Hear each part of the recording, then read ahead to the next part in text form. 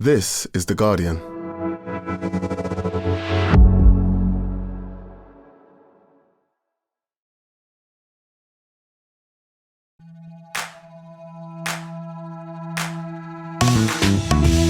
Hello, I'm Faye Carruthers and welcome to The Guardian Women's Football Weekly. Defeat for the Lionesses is not something we're used to saying, is it? But the homecoming series didn't quite kick off as planned.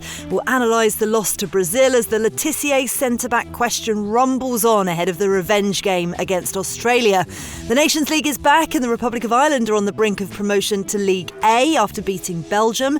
Northern Ireland lost to Iceland in the playoffs and Spain have one foot in yet another final. We'll also see how Brazil's preparations are going to host the World Cup and discuss Jess Fishlock's final farewell. All that, plus we'll take your questions, and that's today's Guardian Women's Football Weekly. What a panel we have today, and I feel like I'm topped up with Suzy hugs because I saw Suzy Wrack last week. How are you? I'm good. That was a good day. It was a very good day. We spoke to the University of Derby students, didn't we? We had a little Guardian panel and then Suzy raced off to St George's Park. And some of the students beat me there and I don't know how.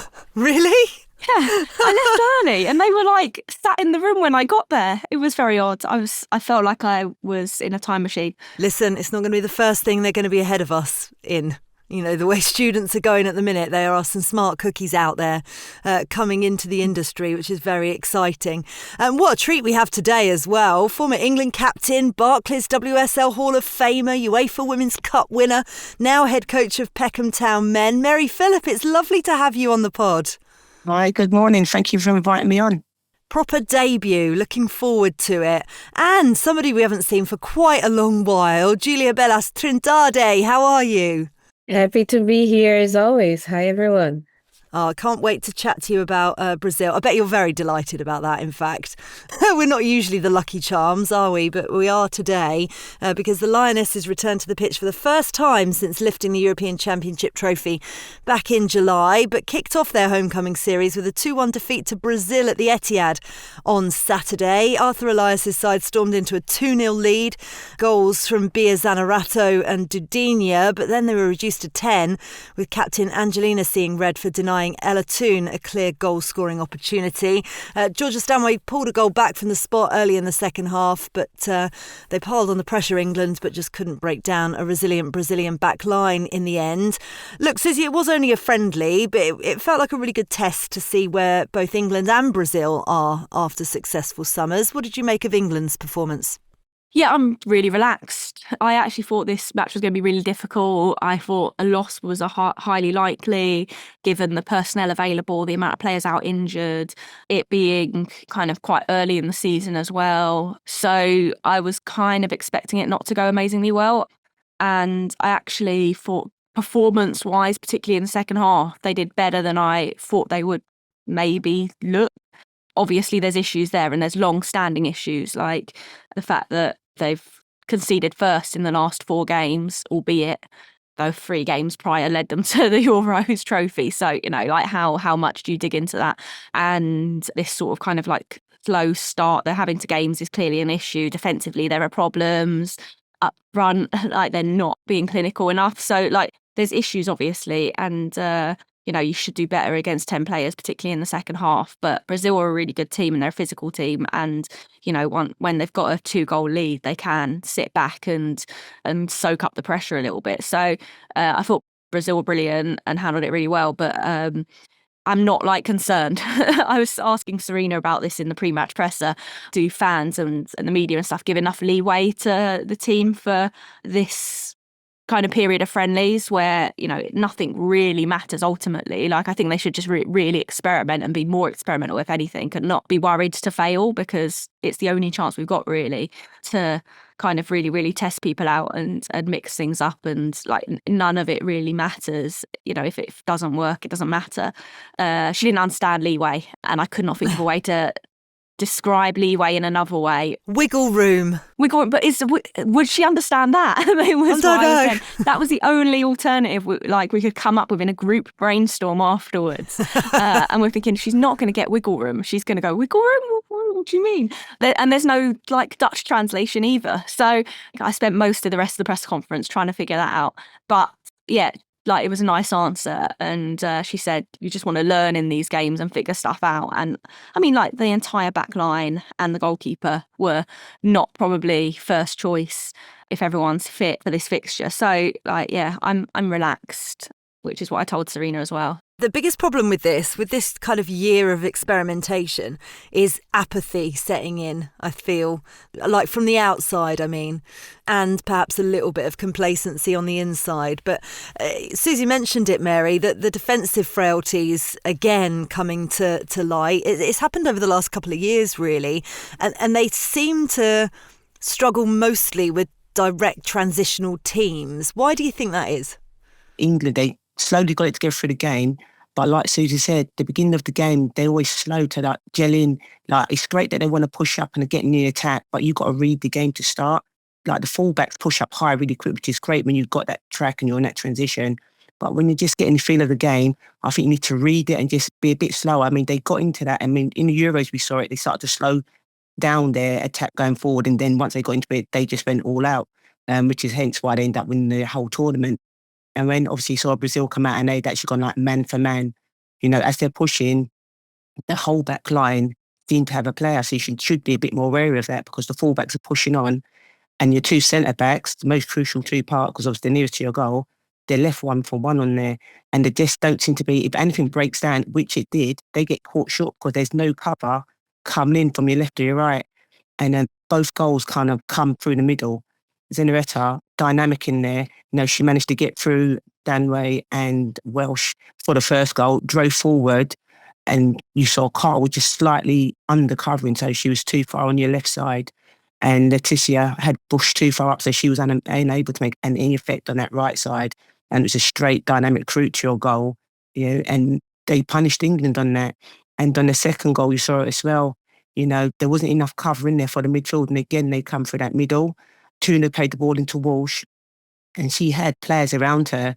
So the only place she needed to go was to come back. And you saw, she played into Stanway, and Walsh had just gone too far out to the left-hand side. So there was no back pass for her to be able to lay into. And when Zenaretta again got on that ball, it was a direct drive forward, and, the goal was fully open to them. And then it's a nice shot from the outside of the foot, and just sunk the ball into the keeper's bottom right. And, they're again on the back foot. But they overcome that, England did, after that period where they put themselves on the back foot. They did go forward, they did create chances, even before the penalty, and they had opportunities to try and get a goal back. And, it just weren't dropping for them. That little bit of luck that you need just didn't happen. I mean, when Tuna had gone through and got pulled down just on the sending off, that free kick from Greenwood, great free kick, obviously denied by the crossbar, and just the ricochet back straight into Carter was too quick, too fast, and just hit her. Any other part of the body would have gone in, but it just smacked straight at her head, and just little things like that. And you just want a little bit of luck, and it just went on their side. And we saw that throughout the game, little things happening that, almost little things that just weren't coming off for them. But like Sue said, there's not a worry there because they're still playing, they're still finding that drive forward. And yes, there was a lot of changes in the team, but you can see the players coming through once they get a bit more experience playing out and playing within that pack and getting more solidarity together, they will be that threat that we saw coming through. And maybe a little bit of consistency as well. And we've got a year for Serena to decide whether or not Maya Le Tissier is a right back or a centre back. She played both in this game. And of course, the conversation leading into the game and then after the game was exactly about that. This is what Maya had to say. I play week in, week out at centre half, so I feel much more comfortable at centre half. I have to think a bit more at right back, but to be honest, I'm just happy to play and get on the pitch. It's been frustrating for me. I mean, the line of "I'm just happy to play and get on the pitch," we hear that all the time. And Mary, you said she'd bombed too far up the pitch early on in the game as well. But Suzy, what did you make of Maya Le Tissier's comments and the dilemma, if she sees it as a dilemma, that Sarina Wiegman has?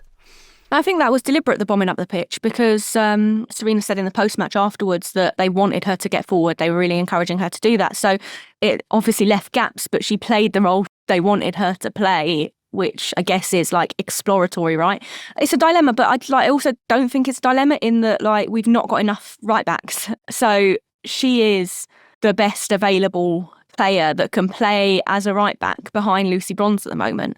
It's only a dilemma if Serena has like a fully fit cohort across the back line and then you play her as a centre back because that's her best position. But if there's not like an Ella Morris or anyone else coming through that can like deputise for Lucy Bronze as a right back, then Le Tissier is the option, and that's just the reality of the situation. The reality of the situation, though, Mary, was that that's fine defensively, and I understand that. They conceded 2 goals, but we're used to the Lionesses scoring goals as well. And on 21 minutes, Angelina is sent off, which you automatically think is going to change the course of the match, which it did in terms of England's domination, but they actually then couldn't break Brazil down and do anything with that. Is there a reason you think that they struggled? And I know we're not worried about it, a year out from 18 months out from the World Cup, should I say. Longer than that. Oh my God, it's almost 2 years, for goodness sake. But why was it a problem? There'd be a problem there for me if England wasn't creating chances, and they did create all the chances. They just didn't get that luck of the green to get that ball in the back of the net. It opened up for them. They were able to drive forward. You saw the back line, Morgan driving forward, which was opening up the space, and they were pulling the players. And they were playing the ball nicely through the lines and actually getting onto the end of the ball. There would have been a problem if they wasn't. And that would be thinking, oh my days, what's happening here? But they were still opening up Brazil at that point, and they were still getting their chances off and getting their shots away. It just didn't go between the goal for them and didn't hit the back of the net, which should have been a serious issue. So I don't see a worry in there. And obviously, like I said, Suzy was saying with Le Tissier going up, she's an ideal replacement for Bronze when Bronze ain't available, because England want their fullbacks attacking. They want to do that overload on the outside. And when you've got a player that can work up and down that line, it is a big threat. And you saw England had a lot of joy, especially when it went out to Mead and she was just putting the ball in early for the Toon and Mead running through the middle. They were getting them shots off on goal. It's just been a bit more proactive, and they may get that little drop. And I think they fell a little bit short on being proactive in that final third. But for me, there wasn't a big worry in there, and there's a lot to build from. And like you said, there's a year before the World Cup rolls in, and plenty of time to build a team, a solid squad, I should say, not just a team. You want a solid squad. So when players come out, you can put them in, the same job's going to be getting done. Yeah, let's focus on something positive as well, because it was a special day for Manchester City's Khiara Keating, making her senior debut for England at the Etihad, which of course is the home of the club that she's been at since she was 11 years old, and in doing so becoming the first black goalkeeper to represent the Lionesses. Suzy, it's been a long time coming. How do you think she got on? I think she did really well considering we conceded 2 goals. I don't think she was at fault for either of those, and I don't think much more could have been asked for her in those 2 scenarios. Her distribution is great. We've always known that is really strong. She's still only 21, right? And she was called up into the senior side, I think it was in October 2023, and it's taken this long for her to pick up a single cap. So she's been patient, and I'm just excited now to see her step up a gear, because I think she's one of the best options England have at the moment. Obviously Hannah Hampton has made the job her own, but Khiara's a little bit younger than her and has really got something to her, and I think should be really close on her heels and really putting the pressure on Hampton for that starting spot. It's only going to make the both of them better. But I was really delighted that her senior debut came at the Etihad with her family and stuff able to be there. She grew up in Manchester. She started in Man United's academy, went to City, I think around 10 or 11 or something, and is a big City fan. So it's a great way to make your senior debut. The result less so, but like I say, she's got a completely untested back 4 in front of her. I mean, I say untested, they've not played together with any level of consistency. They're obviously tested, or even played together as a back 4 in that formation and positions before. So it was new and different, and there was a lack of quality in front of her that left to the goals. So not her fault. No, I thought she had a very solid performance in there, very stern on there. The opening 15 minutes of the game in the past 4 England games, the goalkeeper's always been put under that kind of pressure. And it's nice to know that she's not being left out of that ring. The same happened for her. And she can't be faulted in the goals. They come direct at her without that protection that she actually needed. But once England settled into the game, she did have that presence there. She did have that protection in there because they kind of gelled together a bit better and they were going forward. So, it's a great debut for her and she's definitely one to be looking forward to. Yeah, without a doubt. Quick turnaround now to Australia on Tuesday. We are recording this on Tuesday morning, so not much point in doing too much of a preview, but you'll all remember the last time that these two sides met. It was the World Cup semi-final, a home semi-final for Australia. And England midfielder Ella Toone says it's going to feel like a revenge game for the Matildas. What challenges do you think this game's going to pose for the Lionesses, Mary? Are you expecting many changes? There will be a few changes because obviously it's going to be trial and error. They're obviously trying new players in there to see how players are going to fit in and what they need to do to be working them to push them up to the levels they want them for that World Cup. But it's going to be a good game. Obviously, Sam Kerr's come back into the squad. You've got the two Arsenal players. Is it Caitlin Ford and now I've forgotten the other one as well. And Steph Catley. There you go. So we're passing it on here. But yeah, it's going to be exciting to see how it rolls. But I do think it's going to be a good challenge. And obviously, England want to go and prove a point and correct the mistakes which they started off with the Brazil game. So it'll be different. I'm hoping it's going to be a different opener. But they'll open up again and then you'll see that same attacking form. And I do think there'll be a little bit of changes. They will definitely be hitting the back of that net, I think, a bit more in this game coming forward. Poor old Júlia has had to listen to us drone on about England, the losing team. She's sitting there going, when's my turn? How impressed were you with Brazil, Júlia? They certainly seemed up for it. It was really interesting to watch Brazil because, especially against England, because it was a completely different team than the one we saw at the Finalissima a couple of years ago.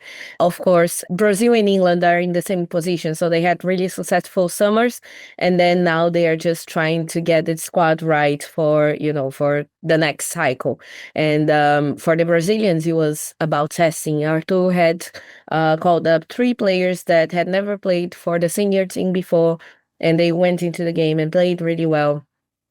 We had, of course, 20-year-old Dudinha getting an assist and a goal, which was brilliant to see. She's one of this younger generation that's probably going to be leading Brazil in 2027. And of course, for the Brazilians, our minds are already in 2027. We don't have to play qualifiers. We don't have any more tournaments until the World Cup. So right now it's all about testing. And it was a great test. And I spoke to Arthur after the game about it. It was a great way to understand how Brazil can play against a team that, on paper is better than them, is higher on the rankings, has beat them a few times already, and prepared to, play under pressure, while at the same time dealing with adversities early on in the game with Angelina's red card. So it was a great test for the Brazilians, and they passed with flying colors because the defense held up quite nicely. Tassiane was huge. Some of the Brazilian fans call her Wendy Renard's daughter, just because they're playing in Lyon right now. And we've struggled playing against Renard quite a lot in the past. So having her playing really well and just holding up the back line was amazing to see. And yeah, it's a really different Brazil, I feel. And from the conversations that I've had with the players after the game as well, they feel more confident. I think that in the Finalissima and in the 2023 World Cup, the whole conversation was about, okay, we are worse than them. We have to hold back. We have to keep our, as many defensive players as possible. We have to react to them, which of course led us to have a better defense than we've had over the past years and decades. Brazil was always an attacking team, never a defending team. But then at the same time, after you build that solid foundation, then it's about, okay, now we can play against anyone. And that's basically the conversation they've been having in the dressing rooms. They've been saying, we can face anyone, we can play against anyone. We won't I don't know any expressions in English we'll go to their throats and just attack and try to do our best. That's how they were able to score twice so quickly in the beginning of the game. And, that was what held them up, because of course, when you lose a player so early on, you still have to fight a lot. And of course, England have amazing players, an amazing attacking system as well. And for the Brazilians, it was a great test on their defense and on their resilience on the pitch. You mentioned Eugenia there, Bia Zannaretto at the other end of her career, but they linked up really nicely together. And there is a player that everybody wants to know more about who I swear she must have retired a zillion times over, but it's like semi-retirement, isn't it, for Marta? And with the World Cup on the horizon, are we expecting to see her at all? Is she going to play a different role? What's she going to be doing in this next year? It's funny because I feel like we've been having this conversation since 2019. It's all about Marta's new role and she's almost retiring. She keeps on going. She was going to retire after 2023. I think that was the plan. I think if she didn't have the ACL injury, she was planning on retiring before the Olympics. And then she had to stick around a little while longer because, of course, in the World Cup, she wasn't 100%. And she did amazing in the Olympics, and then I think she got bit by the football bug again and just had an amazing season with Pride, had an amazing season with Brazil. She was like, yeah, I think I can play for another 3 years and just try to go to the World Cup. When she wasn't called up, obviously Arthur was asked about it and he just said, look, we have to test new players and we have to think about the new generation. So for this call up, for these two friendlies against England and Italy, we had the average age was about 24 years old. Marta is 38. So she's way on the other end of the career. But at the same time, if you follow the NWSL, if you follow how she's been playing at Orlando Pride, she's been playing, she's been in a great moment since the last season. So I really think we cannot count her out of the race for a place in this team. And I think if you have Marta on your side, doesn't matter. Even if she's injured, she has a different role. She inspires the players off the pitch. You can see her. She cries a lot. She celebrates her birthday every year in February. Her birthday falls into a FIFA date, so people celebrate her birthday. And she always cries when she gives a speech. She's really passionate about the national team. So I think as long as she can play, she will play. And she will try hard to go to the World Cup. Well, I really hope we get to see her 40th birthday celebrations in the February before the World Cup in 2027, because that would be pretty special, I reckon. In terms of the actual World Cup, how are preparations kind of ramping up at the moment? You must be very excited. Is everything going smoothly so far?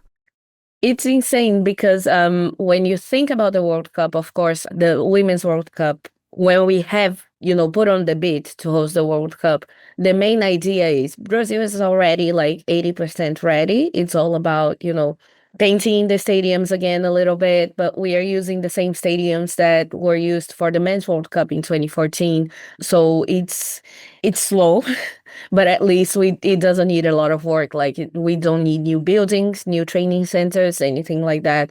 That was the main issue with 2014. They had to build a bunch of new structure around the cities, and that slowed down a lot the process.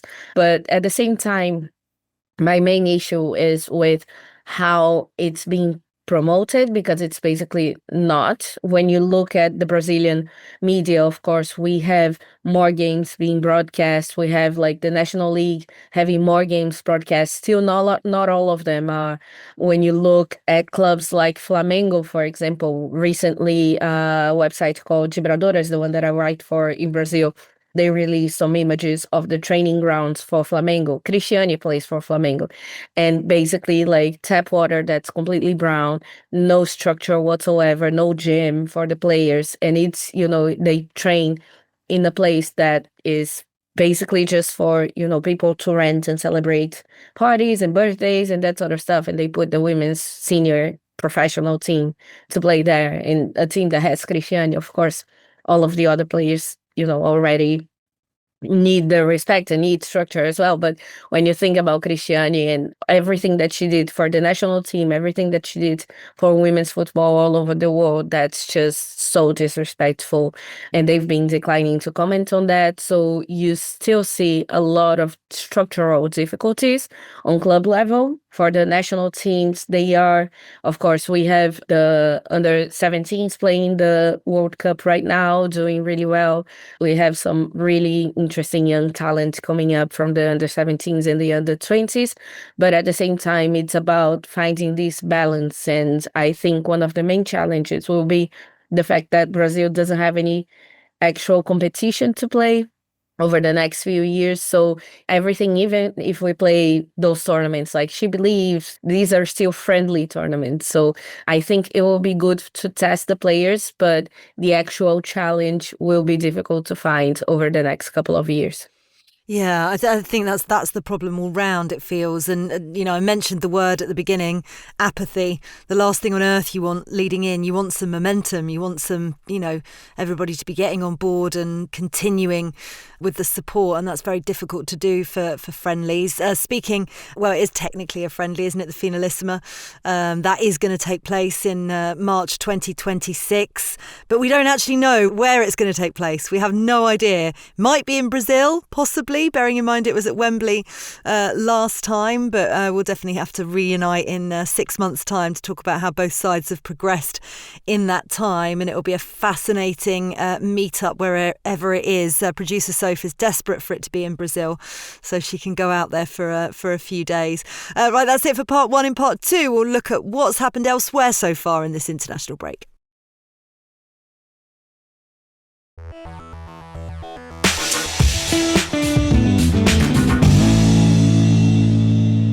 Welcome back to part two of the Guardian Women's Football Weekly. So the 2025 Nations League also returned this week. This competition always seems to go on forever, doesn't it? Slowly draws itself to its conclusion. First legs of the semi-finals took place on Friday night. Germany beat France by 1-0. Clara Bull on the score sheet. Spain, meanwhile, kicked off Sonia Bermudez's tenure in style, subjecting Sweden to a 4-0 defeat in Tony Gustafsson's first game in charge. Look, they're pretty set to reach the final, bar some kind of Swedish miracle, really, Suzy. That performance was fantastic. I mean, can France, though, against Germany, turn it around in Cannes to make it a rerun of the 2024 final we saw? I mean, they can. Whether they will, I don't know, because France can always France and Germany can always Germany. Spain were hugely impressive. I would say that I'd argue they've got one hand on the trophy already. 2 Putellas goals, 2 Claudia Pina goals. They're like picking up where they left off pretty smoothly. And the France-Germany one is going to be really interesting. Obviously, France lost Lena Oberdorf to another ACL injury, which is a massive, massive blow, devastating for her among a spate of ACL injuries that seem to have been announced in the last month or so. But I thought that France would beat Germany in the Euros, and Germany came through that game, and I don't really know how, and in style, despite the fact that they were massively depleted, players missing through suspension and injury and things like that. So Germany are always a tough team to play, no matter how good you think France are. Yeah. Always. The Republic of Ireland, what a fantastic night at the Aviva, Mary. 4-2 win over Belgium, putting themselves in the driving seat for promotion to League A. They travel to Leuven today to try and replicate that and secure that League A spot. Does it feel like the best night of Carla Ward's tenure so far? Loved seeing the celebrations. I think it will be now. Ireland have been pushing to get up there for a little while now. And it's been so near, it's so close. It's just in their grasp. I think they're just going to go up there and they will definitely replicate what they just done, and they will do what they have to do to push themselves into this next level of the international game. They deserve it. They've been driving and working really hard over the years, and it's definitely theirs to take. And I'm sure everybody from the players on the pitch all the way to the backroom staff are going to be gearing everyone up for this, and they're going to be ready for it. Yeah, the playoffs are really important in terms of sorting out league status for the upcoming World Cup qualification. Northern Ireland, though, didn't go so well for them. A 2-0 first leg defeat at home to Iceland for them. Now, we mentioned it last week, but there was an end of an era in Cardiff on Saturday as Wales said goodbye to Jess Fishlock, and we're delighted to once again be joined by journalist Beth Fisher, who was at the game this weekend and is wearing her Jess Fishlock scarf. That is quite something, Beth. I love it. It is, right. I'm going to have to frame it now, I think. Once it dries from all the tears, of course. Of course. What an emotional weekend. Do you know what? When she announced it, and I kind of knew it was going to happen, I was really upset. I sat on my sofa for about an hour looking through videos and photos from the Euros as if like it was some like, I don't know, like Diana Ross had died or something. You know, it was kind of that emotion which I didn't expect to have really. But a sad but happy occasion, I think, for everyone. Yeah, I mean, she's gone out on her own terms quite beautifully, hasn't she? Especially after Euros. And we tried last week from a Welsh perspective. Is it possible to even sum up Jess's impact on the game? Yeah, Rhian Wilkinson said something really interesting about, you know, will someone be the next Jess Fishlock? And I don't think there will be anyone in Wales. I think what Wales have to do now is trying to find bits of Jess Fishlock, a bit like Harry Potter in it, with the bits all coming together. And I think that's the biggest challenge. But ultimately, the thing that I think people must remember about Jess, not just on the pitch stuff, but it's off the pitch stuff as well. What she's done for Welsh football, and I would say world football, in that kind of going around the world, you know, getting a trade when it didn't exist. But not only that, but playing just unbelievable football up until now. You know, she could do another 4-year cycle, but I think it's credit to her that she's gone, right, I've kind of done it. It's time for someone else now. Yeah, that's someone else. I mean, it felt quite fitting, didn't it, that Mairead Griffiths scored her first international goal in that 2-1 defeat to Australia. It felt like the literal changing of the guard. Obviously, talent coming through for Rhian Wilkinson, but in the immediate future, how do they deal with losing Jess's presence, not just on the pitch, but off the pitch as well? Yeah, I think, you know, people will need to step up on and off the pitch. Laura McAllister and I had a good chat about that yesterday because, you know, who will be that voice fighting for those rights for Welsh football? But you've got the likes of Hayley Ladd and Harrod Griffiths and Hara James, Sophie Ingle, and then you've got the younger ones coming up who, quite frankly, have never known anything but a good time in some respects. You know, they've had it kind of put on a plate. I'm not saying they've had it easy, but no one will have it like Jess in terms of fighting for those rights, or Sophie, you know, or Kaylee Green.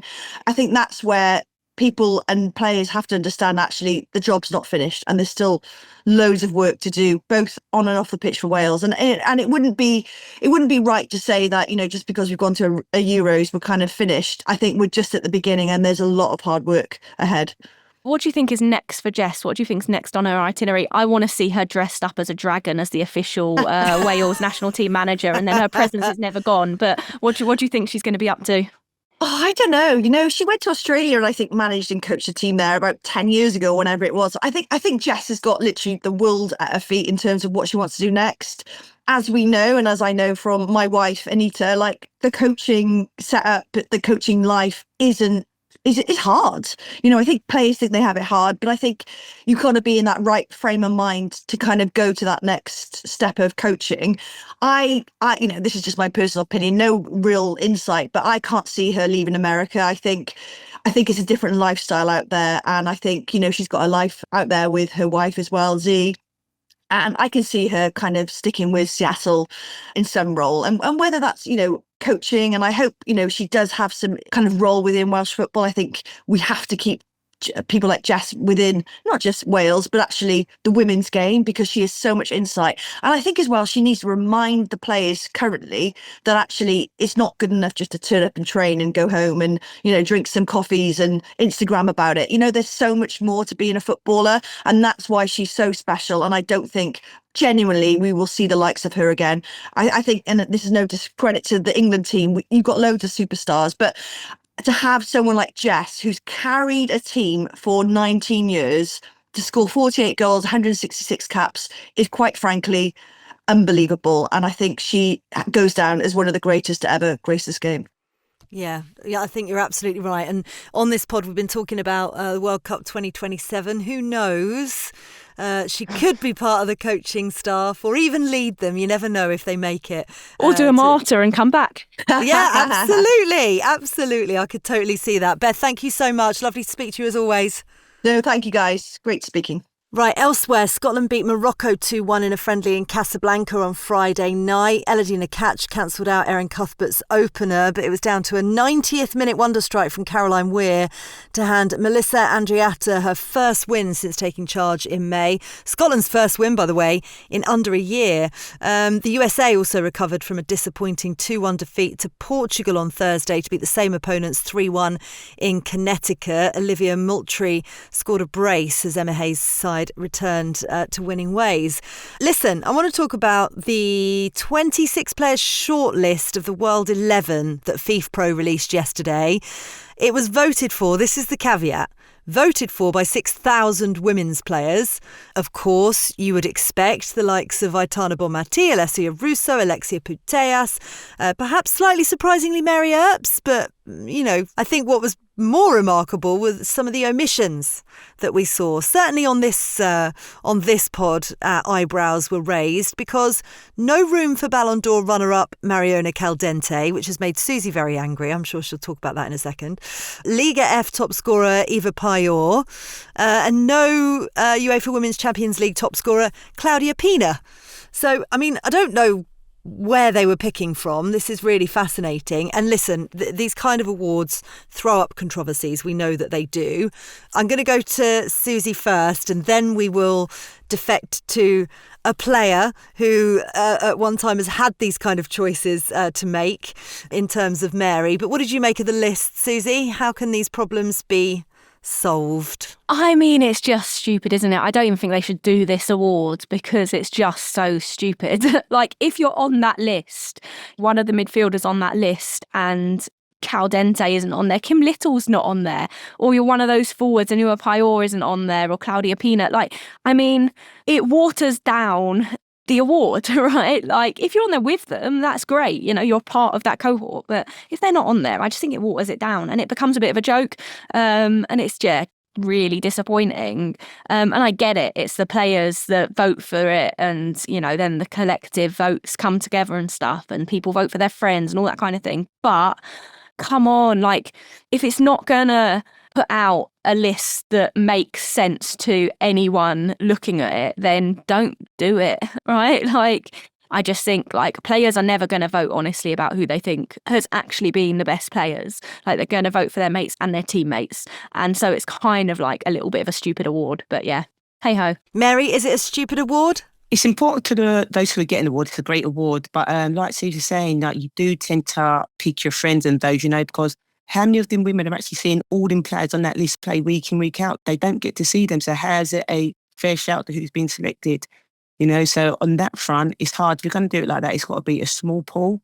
But if you want it to be worldwide and for the best selected players to be there, you've got to have someone who is seeing these players week in, week out to get a fair shout for them players that are on that list. It's not representing all the players out there who have been playing outstanding. By the way, bit of good news for you. The Deutsche Fußballbund, which is the German FA, has announced a landmark €100 million investment into women's football in Germany. The goal is to professionalise the women's Bundesliga, which will close the gap with Europe's top leagues. They want to build a more sustainable future for players and clubs. So the funding's going to go towards upgrading training facilities, improving stadiums, investing in youth development and boosting marketing and visibility. It's one of the biggest financial commitments ever made to women's football in Europe, by the way. Big step towards equality and growth across the game. So good news that is coming and more leagues are getting investment.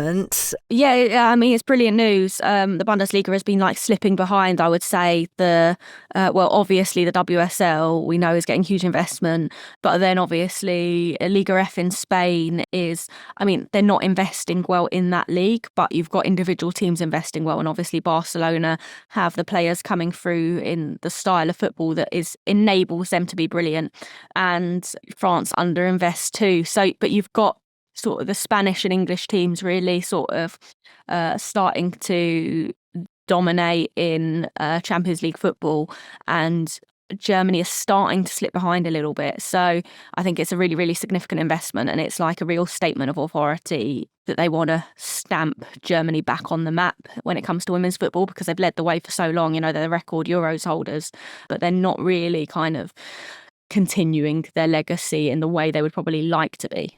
Yeah, it's going to be interesting to see whether we see the fruits of that labour in 2027, which we've talked about quite a lot, actually.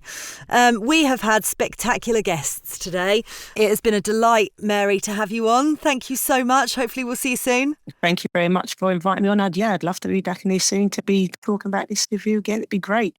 Who've Peckham got at the weekend? Who have you got? We've got Stanfield at the weekend. Yeah, so looking forward to the game. Excellent. I look forward to it. Producer Silas is after a Peckham shirt as well. Yeah, he just needs to come down to the stadium and I'll get him sorted out. And obviously I'm going to be looking at the under-18s this weekend as well. So I'll be having a look at his relative in that team. So yeah, who knows what the future's bringing for him. Wonderful, wonderful. Júlia, it's been a joy having you back on. We'll speak to you soon. See you soon, at least in the next 6 months for the Finalissima. Oh, before then, please, before. Suzy, a week where I won't see you, unfortunately, but enjoy the game later and I'll see you soon. And then it's it's already half term, but then I'm off for half term. So I will be running around with 12-year-olds for the rest of the week and losing the will to live again. So, yeah. Oh my God, that means that you get to go to like Laser Quest and do cool stuff though. I wish we were doing jealous. stuff as cool as that. No, we are going pumpkin picking on Thursday night, late That's night, cool. like darkness pumpkin picking. So that'll be fun. Oh yeah, it's Halloween. I'm so Let's glad. get airy, that. Yeah, you know that I'm not one of these. I'm not doing any Halloween puns. I flat refuse to do it. Anyway, keep having your say. Send in your questions via X or email us at womensfootballweekly@theguardian.com. And as ever, a reminder to sign up for our bi-weekly women's football newsletter. All you need to do is search Moving the Goalposts sign up. The Guardian Women's Football Weekly is produced by Sophie Downey and Silas Gray. Music composition was by Laura Iredale. Our executive producer is Danielle Stevens. This is The Guardian.